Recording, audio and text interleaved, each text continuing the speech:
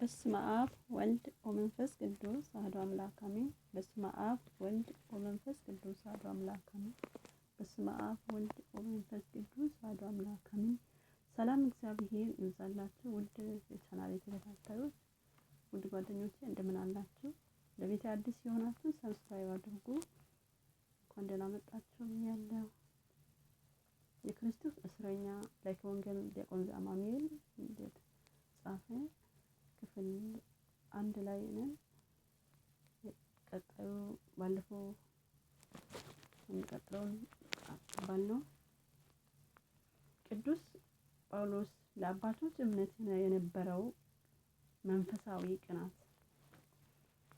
ሳኦል ለአባቶቹ የይሁዳዊ እምነት ባለው ቅናት ምክንያት በክርስቶስ ያመኑት ሕዝበ ክርስቲያን የእግዚአብሔርን ልጆች ወንጌል የሚሰብኩትን ቅዱሳን ሐዋርያትና በአጠቃላይ የጌታ ደቀ መዛሙርት ያለ ልክ ያሳድድ ብዙ ጽዋት መከራ ያደርስባቸው ነበር።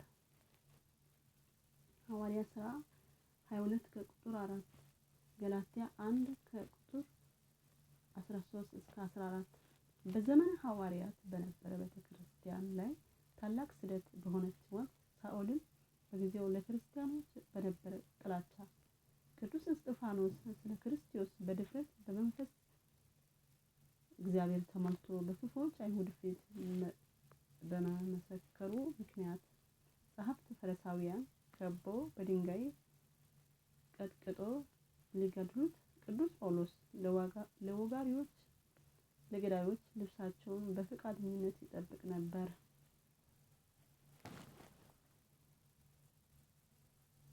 የእስጢፋኖስን ደም ባፈሰሱ ጊዜ ራሴ ደግሞ ባጠገባቸው ስቆም ተስማምቼ የገዳዮችን ልብስ ይጠብቅ ነበር ይላል የሐዋርያ ሥራ መጽሐፍ ምዕራፍ 22 ከቁጥር 20። ሳኦል ለአባቶቹ እምነት በነበረ ቅናት እግዚአብሔርን አምላክ ያስደስት እየመሰለው በክርስቶስ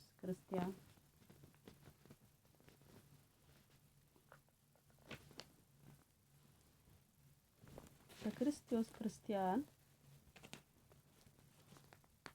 የተባሉ በስሙ የተጠሩ ክርስቲያኖች ያሳድድ ነበር።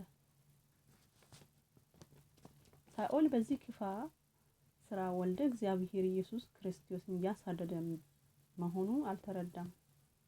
ከምኩራባቸው ያወጣቸዋል።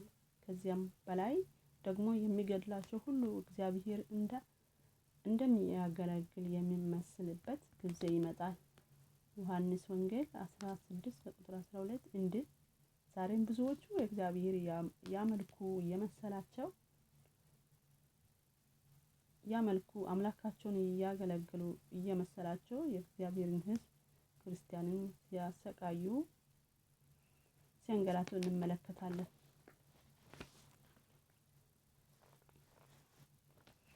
የቅዱስ ጳውሎስ የአገልግሎት ጥሪ ከጌታችን ከአምላካችን ከመድኃኒታችን ከኢየሱስ ክርስቶስ እርገት በኋላ በዘመነ ሐዋርያት የነበረችው ቤተክርስቲያን በሳኦል ምክንያት ብዙ ስደት ደርሶባታል። ሐዋርያ ሥራ 8 ከቁጥር 3፣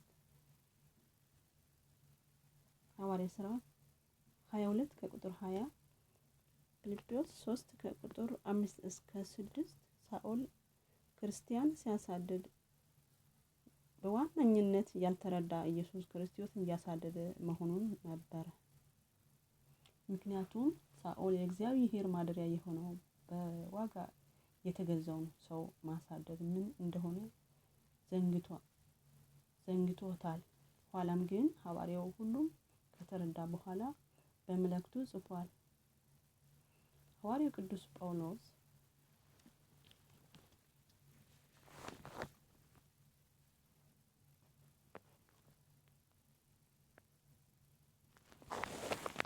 በእናንተ የምኖረው የመንፈስ ቅዱስ ቤተ መቅደስ እንደሆነ አታውቁምን? በዋጋ ተገዝታችኋልና ለራሳችሁ አይደላችሁም። ስለዚህ በስጋችሁ እግዚአብሔርን አክብሩ። አንደኛ ቆሮንቶስ ምዕራፍ 6 ከቁጥር 19 እስከ 20 በማለት ግሩም አድርጎ የሰውን ክብር ገልጦታል።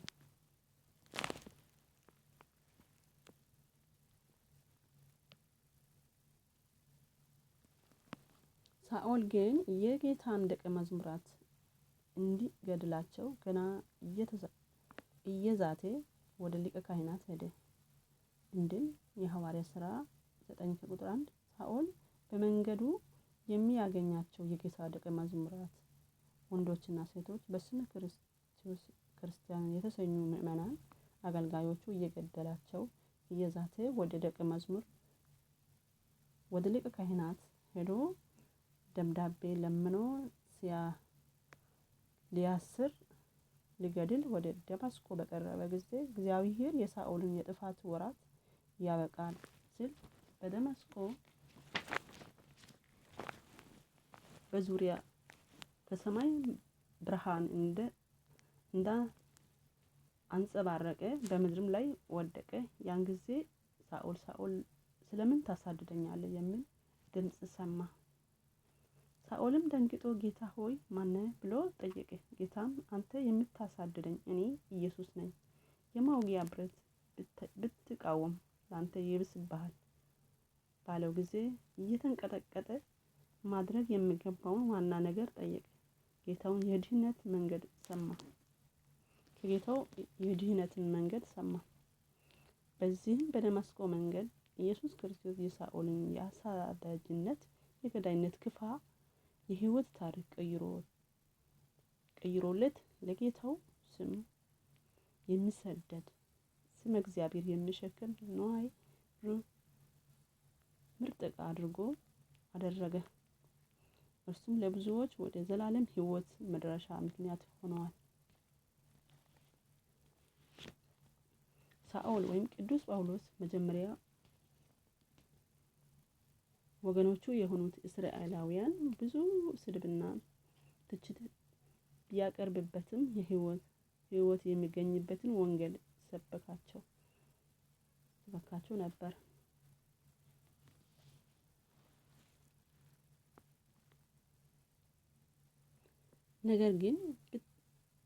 ነገር ግን በተቃወሙትና በተሰደቡ ጊዜ ልብሳቸውን እያረገፈ ደማቸው በራሳቸው ነው።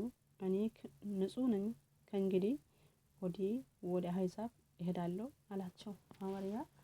የሐዋርያት ሥራ 18 ከቁጥር 6 በማለት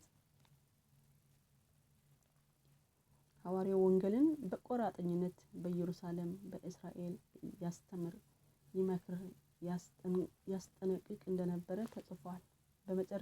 በመጨረሻም የእግዚአብሔር ቃል አልሰማም ያሉት ያልተቀበሉት በክርስቶስ ያላመኑት አይሁዶች እርሱ ከደማቸው ንጹሕ እንደሆነ ከመተላለፋቸው እንደማይተባበር ገልጦ ነገራቸው። ኋላም ወደ አሕዛብ በመሄድ ብዙ ነፍሳትን ወደ እግዚአብሔር መንግሥት መልሷል። የቅዱስ ጳውሎስ መንፈሳዊ አገልግሎት ሐዋርያዊ ተልእኮ በቅድስት ቤተ ክርስቲያን እጅጉን ሰፊ ጥልቅ ነው። ሐዋርያው ከኢየሩሳሌም ውጭ በተለያዩ የአሕዛብ አገራት ተዘዋውሮ ወንጌልን በማስተማር ለብዙ ሰዎች ወደ ኢየሱስ ክርስቶስ መምጣት እና ለአብያተ ክርስቲያን መስፋፋት ከፍተኛ ስራ ሰርቷል። ገላትያ 1 ከቁጥር 5 እስከ 6 በዚህ ምክንያት የአሕዛብ ሐዋርያ እየተባለ ተጠርቷል። እግዚአብሔር አምላክ ቅዱስ ጳውሎስ ተጠቅሞ አሕዛብን ወደ ልጁ ወደ ኢየሱስ ክርስቶስ አቅርቧል።